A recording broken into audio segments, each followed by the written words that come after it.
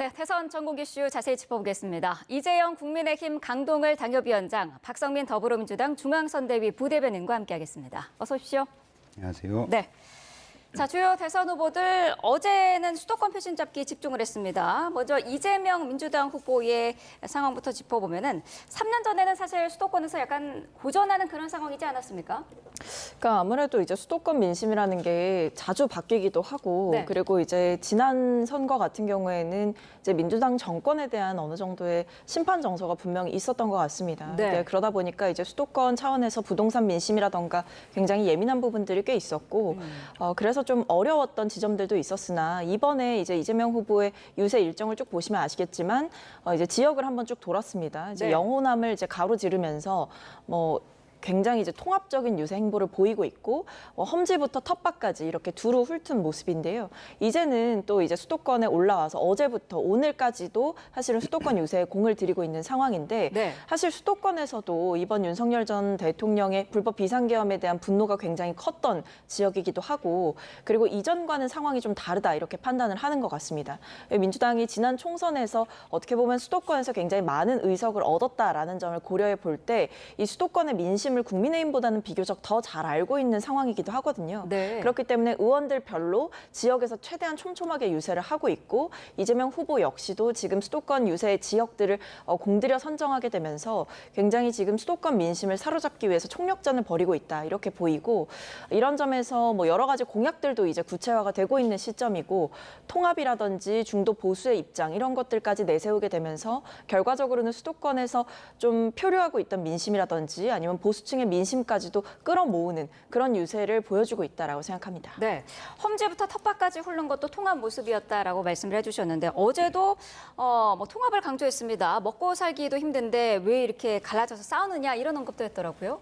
네, 뭐라 그랬죠? 양파라 그랬나요? 네. 네, 좌파, 우파, 무슨 파에서 양파다라고 얘기했는데 하여튼 이번에 이재명 후보의 행보를 보면 어떻게 해서든지 양쪽을 다 이렇게 섭렵하려는 네. 그런 노력은 많이 보여집니다. 근데 너무 과도한 것 같아요. 예, 이게 사실 정치라는 게 진보, 보수, 어떤 특정 개념, 그다음에 이념, 그리고 거기서 나오는 여러 가지 정책, 그것이 경제가 됐던 사회 분야가 됐던 문화가 됐던 이런 쪽으로 해서 계속해서 그 정책을 갈고 닦고 날카롭게 만들고 그걸 계속해서 이제 발전시키면서 서로 선거 때마다 필요에 의해서 그 정책으로 서로 대결을 하고 그것을 국민들로 하여금 시대의 흐름에 따라서 선택하게 만드는 게 중요한데 네. 이재명 후보 얘기 들어보면 이게 분명히 진보 정당인데 민주당인데 자꾸 자기가 보수라고 얘기하고 무슨 양쪽을 다 할 수 있다고 얘기하는 걸 들어보면 이게 과연 진정성이 있나 저는 그런 생각이 들어요.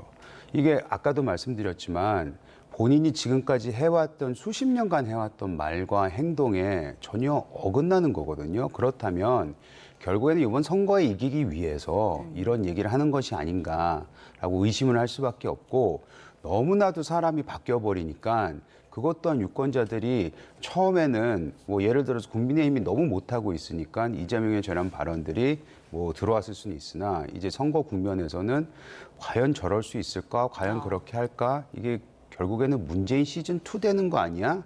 라는 걱정도 하고 계시는 것 같아요. 네.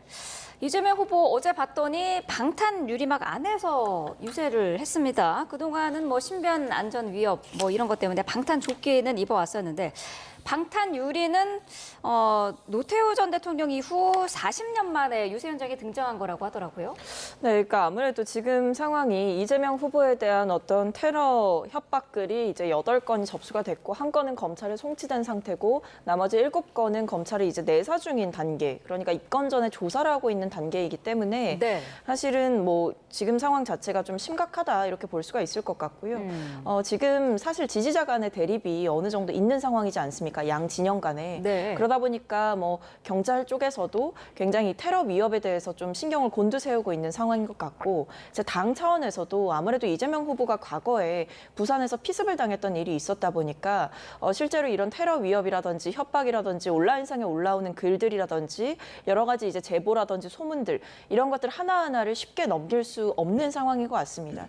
그렇기 때문에 이 후보의 신변에 최대한 위협이 없도록 그리고 최대한 안전에 만전을 기하도록 하는 조치를 구체적으로 강구한 걸로 보이고요. 네. 그러다 보니까 이재명 후보의 경호라든지 아니면 이런 방탄벽이라든지 유리라든지 이런 것들이 이제 도입되는 상황이 사실은 좀 안타까운 상황인 것 같습니다. 왜냐하면 이재명 후보 역시도 얼마나 이제 유권자들이랑 보다 가까운 거리에서 만나고 싶고 손을 맞잡고 싶고 이제 눈을 맞추는 것을 넘어서 어떤 일종의 스킨십들이 필요하다라는 생각을 분명히 할 텐데 네. 사실 저렇게 불가피하게 거리를 유지하거나 방어벽을 칠 수밖에 없는 현재의 상황 자체를 아마 후보가 가장 답답하고 안타까워하지 않을까라는 생각이 듭니다. 네. 어제 연단에는 허은하 전 개혁신당 대표도 등장을 했습니다. 국민의힘과 개혁신당을 가짜 보수, 가짜 개혁이다라고 비판을 했었는데 어떻게 들으셨습니까? 아까도 말씀드렸지만 국민의힘이 지난 2년간 특히 12월 3일 개업 이후로는 매우 국민들 보기에 안 좋은 모습들 많이 보여왔죠. 그때 그것이 모든 그 구성원들을 다 가짜 보수라고 몰아세우는 게 과연 맞을까? 왜냐하면 본인 스스로도 국민의힘에서 국회의원 그것도 비례대표로 시작한 거 아니겠어요? 그런데 결국 간 것이 예를 들어 뭐 밖에서 무소속으로 이런 국민의힘이 변화해야 된다, 개혁해야 된다라고 하면서 보수의 이 가치를 얘기했으면은 그것도 들어줄 만할 것 같은데 네. 아까도 말씀드렸죠. 민주당에 가서 보수를 외치는 게 말이 되나요? 그럼 그냥 정체성으로도 이해가 안 되고 맞지도 않고 그리고 저는 민주당 의원들이나든지 구성원들도 글쎄요, 지금 선거를 위해서 저 모습이 연단에 세워 사는 모습은 뭐 선거를 위해서는 좀 좋아 보일 수도 있고 필요할 수도 있다고 생각하나 그분들 굉장히 짜증날 것 같아요. 지난 수년간 어찌 보면 이재명 대표를 후보를 굉장히 어려운 그 고비도 많았잖아요. 그걸 다 뚫고 같이 왔는데 될 만하니까 나타나서 연단에 올라가지고 손 들고 서 있고 웃고 떠들면 그 밑에서 보는 사람들은 입이 많이 나와 있을 것 같은데요. 글쎄요, 어떻습니까? 그럼 좀 불필요한 걱정을 해주시는 것 같은데 사실 지금 당에서는 그리고 지지자들 역시도 압도적으로 그리고 안정적으로 이겨야 된다라는 생각이 분명하게 존재하는 상황입니다. 그리고 네. 이제 국민의힘에 대해서는 뭐 좀 강하게 좀 말씀을 드리자면 사실 정당으로서의 기능을 제대로 하고 있지 못하다. 그리고 보수 정당이라고 이제는 더 이상 말할 수가 없는 정당이 됐다라는 생각이 들거든요. 뭐 최근에 있었던 이 새벽의 후보 교체 총극도 그랬고 윤석열 전 대통령에 대해서 결과적으로는 윤석열 전 대통령이 탈당을 하긴 했습니다만 당에서 취할 수 있는 제명 조치라든지 이런 것조차 끝끝내 미루다가 하지 못한 채로 사실은 이 시간들을 흘려보냈던 것이고 그동안 이 당의 구성원들을 봤을 때 불법 비상계엄에 대해서 적극적으로 옹호하고 헌재 앞에 몰려가서 시위하고 관저 앞에 가서 대통령 체포영장 집행 과정이라든지 이런 데 있어서 계속해서 반대의 목소리를 내고 이랬던 게 사실 국민의힘의 지난 날들의 모습이었습니다. 그렇기 때문에 저는 뭐 최근에 어떤 후보 교체를 기점으로 해서 후보 교체 사태를 기점으로 해서 이 당의 어떤 건강한 질서 자체가 완전히 사라졌다라는 생각이 들고 아마 보수 지지를 오랫동안 해오셨던 분들 역시도 거기에 대해서 굉장히 실망을 하셨던 걸로 보이고요. 그러다 보니까 국민의힘에서 빠져나온 지지층들이 표류하고 있다라는 겁니다. 어디로 가야 할지 모르는 것이고 개혁신당이 그것을 온전히 흡수하고 있다라고 보기도 어려운 상황 속에서 이재명 후보가 계속해서 통합을 외치고 어떤 중도에 실용적으로 소구될 수 있는 정책들을 외치고 있는 상황이 이 전략들이 저는 유의미하다라고 보고 있고 실제로 지금 보면 이 정치권에서도 이 빅텐트가 국민의힘이 아니라 민주당이 먼저 쳐졌다 이렇게 얘기를 하고 있잖아요. 네. 국민의힘에서 얘기했던 빅텐트는 빈텐트가 된 지 오래이고 민주당의 진짜 거대한 빅텐트가 쳐지고 있는 상황인 것 같습니다. 저분들이 사실 이재명 후보가 등 떠밀어서 이재명 후보를 지지하러 오시는 건 아니라고 생각을 하거든요. 그리고 심지어는 주요 어떤 정치인들이라든지 뭐 의원 출신의 인사들뿐만 아니라 박근혜 전 대통령의 지지자들, 홍준표 전 대구시장의 지지자들 이런 분들이 자발적으로 나서서 이재명 후보를 지지하고 있는 상황을 봤을 때 네. 이걸 과연 어떤 이재명 후보가 가지고 있는 뭐 여러 가지 이제 국민의힘 쪽에서 비판해왔던 그런 공격들이 과연 유효했는가 이런 지점도 생각해 보게 되고 지금 국민들이 그리고 보수 지지층들이 바라는 정치가 무엇인가에 대해서도 다시 한번 생각해 보게 되는 현상인 것 같습니다. 네. 그 부분에 대해서 한 말씀만 드릴게요. 네. 국민의힘이 지난 계엄을 포함해서 탄핵이라든지 그리고 지난 2년간 굉장히 못난 모습을 보여드렸다는 말씀을 드렸어요. 근데 이제 아까 이제 앵커께서 물어보신 건 뭐였냐면 가짜 보수 뭐 이런 얘기를 하셨잖아요. 정치는 위에 있는 사람들, 현역들 보고 정치하는 게 아닙니다. 지지자들을 보고 하는 거거든요. 네. 지지자들은 수십만, 수백만, 수천만의 보수 성향을 가지고 있는 지지자들이 있습니다. 이들이 당을 안 떠나고 있고 이들이 당이 바뀌었으면 좋겠다고 요구하고 있고 이들이 예전보다는 적게 보이지만 그래도 당을 지지해주고 계세요. 그런 분들을 보고 하는 게 정치입니다. 근데 국회의원들 몇 명, 많아봤자 100명이요. 우리는 지금 그 사람들만 보고 저기는 가짜 보수라고 얘기하면은 그거는 정치인으로서 잘못된 행동이라고 생각을 하고 만에 하나 민주당으로 가는 데 있어서 네. 내가 생각하는 이념이나 체제나 여기에 변화가 생겼다. 그러면 갈 수 있어요. 그런 네. 일은 우리가 역사 속에서 많이 봐왔거든요.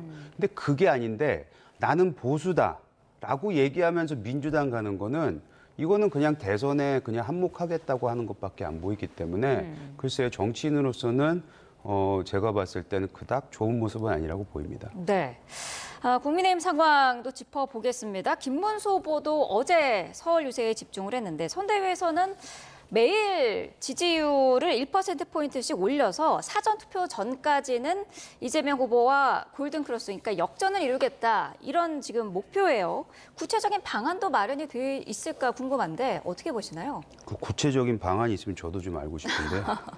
근데 한 가지 확실한 변화를 조금 감지되는 건 있어요. 네. 뭐냐면 사실 우리가 윤석열 전 대통령하고 절연이라는 거에 대해서 굉장히 오랫동안 갈팡질팡 해오지 않았습니까? 네. 근데 이제 주말에 윤석열 전 대통령이 탈당을 했습니다. 그 과정에 대해서도 사람들이 얘기는 있지만 어찌됐든 간에 그것으로 인해서 생기기 시작한 변화 하나가 예를 들면 오늘부터 한동훈 전 대표 후보가 이제 전국적으로 지원 유세를 다니거든요. 네. 그러면서 할 수 있는 보여줄 수 있는 모습, 거기에서 나오는 메시지들 이런 것들이 당원들 사이에서는 그래 이제 드디어 선거 치르나 보다 이렇게 얘기하시는 분들이 있어요. 몇몇 여론조사를 보면은 TK나 PK에서 굉장히 민주당이 선전하고 있다는 것들을 우리가 들리잖아요. 네. 근데 거기에서조차도 이제는 우리가 다시 마음을 돌려줘야 되지 않을까라고 생각하시는 분들도 늘고 있는 걸로 알고 있습니다. 그리고 또 하나는 굉장히 큰 핵심적인 포인트가 있죠. 가능할진 모르겠으나 이준석 후보하고 이제 토론에서도 보셨지만 여러 가지 정책면이나 메시지면이나 아니면 이재명 후보에 대한 여러 가지 질문이나 이런 과정에서 비슷한 부분이 많이 이제 보였거든요. 네. 그래서 어제 이제 김문수 후보가 나왔던 얘기들도 보면은 우리가 합쳐야 되지 않느냐 이런 얘기를 했기 때문에 이준석 후보가 나중에 만에 하나 단일화가 이루어진다면은 저는 그거는 파급력이 있을 거라고 생각합니다. 알겠습니다. 지금 민주당에서는 어떻습니까? 국민의힘에서 골든크로스를 목표로 하고 있는데 앞서가는 입장에서 가능성이 있다고 보시나요? 저는 일종의 정신 승리를 하는 게 아닌가라는 생각은 드는데요. 왜냐하면 지금 사실 1%씩 올린다라는 것은 캠프 차원에서는 그렇게 목표를 잡을 수도 있겠습니다만 현실적으로 그것이 어떻게 가능한 것인가에 대해서는 좀 의문입니다. 전략도 부재한 것 같고 그리고 그뿐만 아니라 지금 보면 내부 화합조차 사실은 잘 안 되는 상황 속에서 어떤 골든 크로스를 노린다라고 하는 것이 너무나 호기로운 목표가 아닌가라는 생각은 드는데요. 네. 지금 이 선거의 기본적인 정신을 좀 보시면 불법 계엄 때문에 윤석열 전 대통령이 파면당했고 그로 인해서 치러지는 선거입니다. 근데 최근에 이제 첫 후보자 간의 토론회를 보시면 아시겠지만 사실 김문수 후보는 이 내란이라는 것에 대해서는 또 선을 그었단 말이에요. 그러니까 그러면서 권영국 후보한테 굉장한 질타를 받기도 했었죠. 그러니까 그런 입장을 가지고 있는 후보가 국민의힘의 얼굴이고 간판인 상황 속에서 이 후보를 가지고 어떻게 이길 수 있겠다는 것인지 저는 좀 의문이기도 합니다. 네. 그뿐만 아니라 지금 보면 제가 내부 화합이 잘 안 되고 있다라는 말씀을 드렸는데 실제로 이제 유세 현장에 나가시는 분들은 아마 더 그런 것들을 느끼실 것 같아요. 저도 지나가면서 보기도 하고 이러는데 일단 지역별로 의원들이 제대로 뛰고 있냐 이런 부분도 좀 체크를 해봐야 될 것 같고 네. 왜냐하면 이런 게 결국 경선을 치르면서 경선 과정에서 남은 어떤 상처, 흉터 이런 것들이 여전히 작동하고 있는 상황인 것 같거든요. 실제로 뭐 후보 단일화 얘기를 그렇게 꺼냈었던 한덕수 전 후보 같은 경우에 지금 적극적으로 유세를 돕고 있는 상황이 아니죠. 그리고 한동훈 전 후보 같은 경우에도 이제야 어떤 유세에 나서겠다라고 했지만 사실상 어떤 마이웨이 행보를 보인다. 뭐 혹은 친한계 의원들의 지역구만 챙겨서 다니는 것 아니냐 이런 이야기가 있는 상황입니다. 네. 그리고 홍준표 전 대구시장은 외국에 가 있는 상황이고요. 그러다 보니까 이게 결국 경선 과정에서의 후유증을 여전히 국민의힘이 극복하지 못했고 내부 화합조차 안 되는 상황 속에서 이준석 후보에게 구애를 하고 빅텐트를 외치고 골든크로스를 외쳐도 저는 그것이 다 일장 춘몽에 불과한 것이다라는 생각이 듭니다. 네. 일단은 원팀이라는 구호 아래 뛰고 있긴 합니다만은 한동훈 전 대표가 유세 전에는 이제 뛰어드는데 김문수 후보와 동선이 겹치지 않는단 말이죠. 그러니까 같이 연단에 올라가서 손을 잡거나 하는 모습은 보이지 않는다는 얘기인데 여기에 대해서 좀 해석이 분분한 것 같아요. 어떤 입장이신가요? 저는 그 소위 말하는 한동훈 갯사람들한테 후보 같이 다니지 말라고 얘기했어요. 왜 왜냐하면 그런가요? 네. 한동훈, 그러니까 민주당은 지금 이재명 후보라는 그냥 한 명밖에 안 보여요. 근데 국민의힘은 경선이 있었고 어쨌든 간에 소위 말하는 대표 주자급, 굉장히 스타성을 가지고 있는 후보들이 이제 한동훈 후보가 대표적인 사람 아니겠습니까? 그래서 한동훈 대표가 같은 동선으로 같은 장소에 같은 시간대에 있을 필요가 없어요. 이건 전략적으로 잘못된 겁니다. 오히려 김문수 후보하고 정반대에 가 있던지 아니면 다른 지역에 가서 한동훈 후보가 할 수 있는 얘기 그러면서도 우리가 왜 같이 이 선거를 치러야 되는지에 대한 얘기를 본인의 네. 목소리로 했을 때 그게 훨씬 더 선거에는 파급력이 있다고 저는 생각이 되기 때문에 전략적으로도 저는 따로 다니는 게 맞다고 생각합니다. 그렇군요. 홍준표 전 대구시장 얘기도 해보면은 지금 뭐 대선을 앞두고 거의 뭐 화제 인물이 되고 있는 그런 상황인데 하와이에서 특사단을 만났는데요. 김문수 후보를 지지하겠다는 뭐 얘기를 했다라는 보도도 있고 아직 공식적으로는 얘기가 나온 바가 없는 거죠. 네, 근데 그 뭐 어제 해프닝도 있었잖아요. 네. 넥타이를 뭐 빨간색으로 했다, 파란색으로 했다. 네. 그 보니까 같은 옷인데 넥타이 색깔만 바꾼 거 보니까 컴퓨터도 조작을 잘 하시나 봐요. 근데 제가 얘기를 들어보면 거기 갔던 인물들이 네. 결국에는 홍준표 전 대표 후보하고 굉장히 친한 분들이에요. 그리고 네. 같이 정치를 오래 했고 저 왼쪽에 보이는 이제 김재식 의원인가요? 네. 저분 같은 경우는 17년도, 18년도 홍준표 대표할 때 여도 연구원장까지 했던 분입니다. 그래서 라포가 있는 분들이 갔죠. 그래서 최소한 뭐 오지는 않겠다라는 얘기는 하신 것 같은데 나는 김문수 후보를 지지한다라는 얘기를 거짓말했을 리는 없다. 그리고 만약 그게 거짓이었으면 홍준표 전 대표 성격에 가만히 있지 않았을 거예요. 페북에 막 글을 올리셔가지고 난 그런 말 한 적 없다 이렇게 주장하셨을 뿐인데 네. 그런 말을 하신 건 아닌 거 보면은 아마 나는 김문수를 지지를 한다. 보수가 통합했으면 좋겠다. 다만 나는 돌아가진 않겠다. 뭐 이 말 정도는 저희가 믿어도 되지 않을까 하는 생각이 듭니다. 네, 좀 전에 보여드렸던 사진이 홍 전 시장의 페이스북 프로필 사진이었는데요. 다시 한번 좀 보여주시죠. 특사단이 하와이에 도착을 한 시각에 왼쪽 사진입니다. 파란색 넥타이를 맨 사진으로 바꿨다가 특사단을 만난 직후에 다시 오른쪽 빨간색 넥타이로 프로필 사진을 바꿨습니다. 이걸로 봤을 때 홍 전 시장의 심경 변화를 지금 보여주고 있다.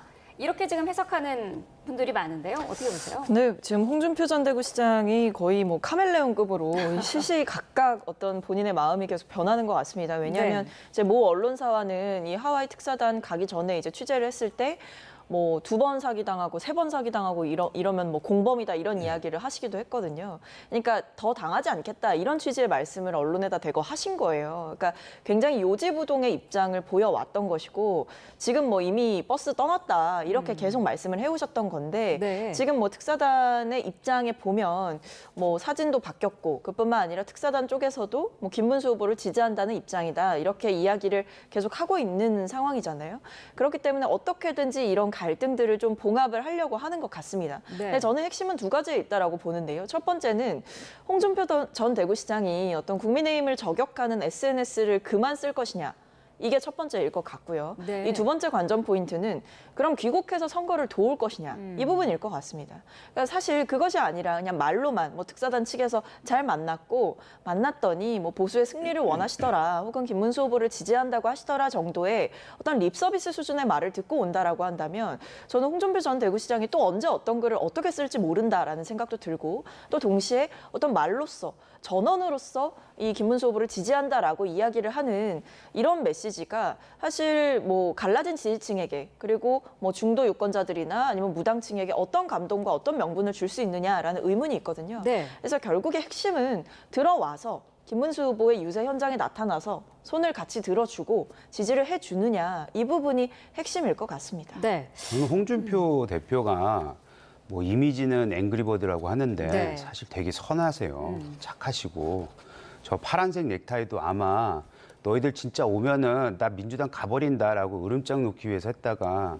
비행기 탔다고 하니까 그럼 어쩔 수 없지라고 다시 빨간색으로 바꿨다고 생각을 하고요. 네. 홍준표 전 대표만큼 당을 사랑하시는 분도 없습니다. 그래서 보수가 잘 되기를 위하는 바람 그거는 변하지 않을 거라고 생각을 하기 때문에 그런 부분에 있어서 아마 특사단이 좀 성과가 있지 않을까라는 생각이 들고 이 SNS에 뭐 당을 비판하던 당에 쓴소리하는 거는 저는 오히려 계속 하셨으면 좋겠다. 이런 다양한 목소리가 있고 그거에 의해서 후보가 내지든지 캠프가 됐든 그 말 좀 듣고 입장 변화도 하고 선거 전략에 대한 수정도 하면서 뭔가 변화하는 모습을 계속해서 남은 14일간 보여주는 게 저는 확실히 더 낫다고 생각합니다. 네. 오늘 뭐 특사단에서 공식적으로 결과를 발표를 한다고 하니까요. 지켜봐야 될 것 같고요. 국민의힘 빅텐트 후보로 거론되는 또 다른 인물이 있죠. 한덕수 전 총리인데 김문수 후보가 내놓은 개헌안이 이게 임기 단축의 4년 중임제이지 않습니까? 이게 한덕수 전 총리가 주장했던 내용이랑 같기 때문에 이를 계기로 한덕수 전 총리를 포함해서 이낙연이라든지 손학규 전 대표라든지 개헌 빅텐트를 구축할 가능성이 높아지고 있다라는 분석도 있더라고요. 어떻게 보시나요? 사실 그 단일화 과정이 굉장히 거칠고 못난 모습이 보였기 때문에 많은 네. 분들이 실망한 건 사실인데 그 전에 있었던 저희가 가지고 있던 빅텐트의 개념에 그 소위 말하는 텐트의 그 기둥을 역할할 수 있는 거는 단연코 그 개헌이었습니다. 네.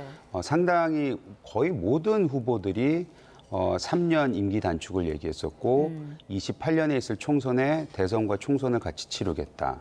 그리고 그것은 어떤 모습을 보여줬냐면 대통령이 돼서 개헌 논의가 싹 들어가는 이유는 하나잖아요. 대통령 권력이 누수가 되니까, 약해지니까. 그런데 그거를 감수하고 나서도 이 개헌을 하겠다. 즉 개헌이라는 게 우리가 겪었던 계엄과 탄핵에 대한 반성의 모습이었거든요. 우린 권력을 잡고 그거를 휘두르겠다는 의미가 아니고 네. 요번만큼은 우리가 개헌을 통해서 87 체제의 잘못된 부분을 수정하겠다. 이것이 큰 메시지였기 때문에 만약 이 개헌 논의가 계속 진행이 된다면 한덕수 전 총리라든지 방금 말씀하셨던 이낙연 전 총리도 이 개헌 논의에만큼은 참여를 할 수 있지 않을까. 왜냐하면 본인들도 스스로 주장을 해왔던 거기 때문에. 네. 그리고 이것이 굉장히 대한민국 정치의 중요한 부분이라고 생각하시는 분들이기 때문에 그거는 저는 좀 두고 보고 만들어내기 위해서 노력해야 된다고 생각합니다. 네. 김문수 후보랑 개혁신당의 이준석 후보는 어제 서울시청 토론회에 함께 참석하기도 했는데요.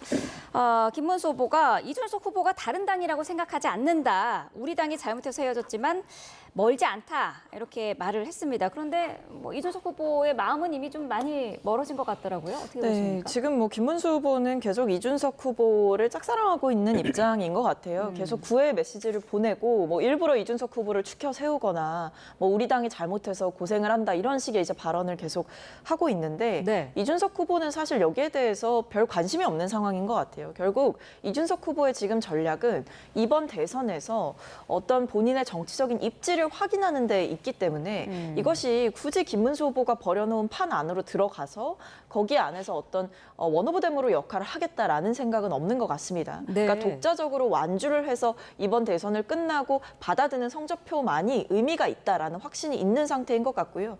그러다 보니까 뭐 국민의힘의 김용태 비대위원장이라든지 뭐 이준석 후보와의 단일화에 대해서 계속 이야기를 꺼낸다라고 하더라도 이준석 후보는 지금 굉장히 일관되게 일축하고 있는 상황이거든요. 네. 그래서 지금 상황에서 아무리 뭐 보수 지지층 내에서 뭐 이준석 후보와의 단일화가 필요한 거 아니냐라는 여론이 일어난다라고 하더라도 현실적으로 이준석 후보가 여기에 응답할 가능성이 매우 낮은 상황이다. 그리고 이준석 후보 입장에서는 이미 저는 손익계산이 끝났다라는 생각이 듭니다. 네. 국민의힘 입장에서는 어쨌든 지금 남아있는 여러 가지 가능한 단일화 시나리오 가운데 이준석 후보와의 단일화가 가장 좀 파급력이 크다라고 보고 있는 거겠죠? 네. 거듭 말씀드리지만 뭐 이준석 후보가 굉장히 큰 역할을 할 수 있다고 생각하고요. 네. 저는 이준석 후보의 그 행보를 보고 언행을 보면 단일화에 관심이 있는 것 같아요. 근데 이제 본인으로 단일화하라는 얘기겠죠.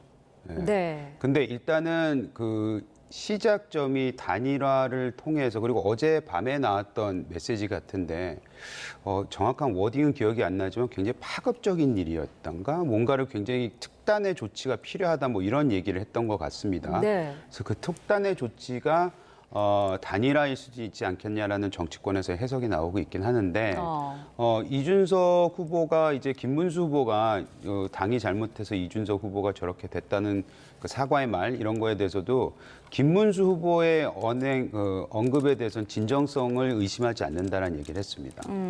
그래서 지난주보다 아니면 지지난주보다는 좀 더 유한 모습을 보이고 있는 건 맞거든요. 네. 그래서 그 단일화라는 그 단어 자체가 사라지진 않았다고 생각합니다. 민주당 입장에서 어떻게 보세요? 단일화 가능성 전혀 없다고 보시나요? 네, 그러니까 제가 앞서도 말씀드렸듯이 이준석 후보 입장에서는 단일화라는 카드를 선택할 이유도 없고요, 명분이 없어요. 왜냐하면 일단 첫 번째로 사실 김문수 후보가 이기는 판이었다라고 한다면 이준석 후보도 그 안에 어떻게 보면 들어가는 것이 본인에게 더 유리하다라는 생각을 했을 수도 있겠습니다.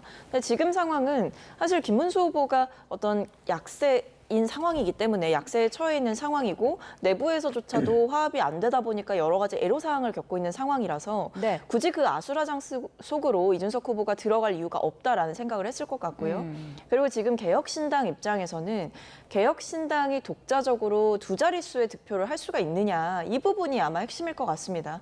그래서 결과적으로 이준석 후보는 그리고 또 본인이 그동안 해왔던 입장 자체가 계엄에 대해서 반대했고 대통령 탄핵에 찬성했던 입장이에요. 근데 지금 네. 보면 김문수 후보 같은 경우에는 이 계엄에 대해서는 뭐 잘못했다라고 이야기는 하지만 내란은 또 아니다. 이렇게 그거는 이제 법적으로 지켜봐야 된다. 이런 메시지를 계속 내고 있는 상황이기 때문에 네. 내란에 대해서 대국민 사과를 하고 대국민 인정을 하지 않고 있는 김문수 후보와 손을 잡는다라는 것은 이준석 후보 입장에서도 정치적인 이익을 떠나서 본인의 지지층을 배반하는 결과를 낳을 수 있기 때문에 이익 측면에서도 그리고 명분 측면에서도 단일화라는 카드 자체가 이준석 후보 입장에서는 굉장히 약한 카드이고 고려할 가치가 없는 카드다 이렇게 보입니다. 네.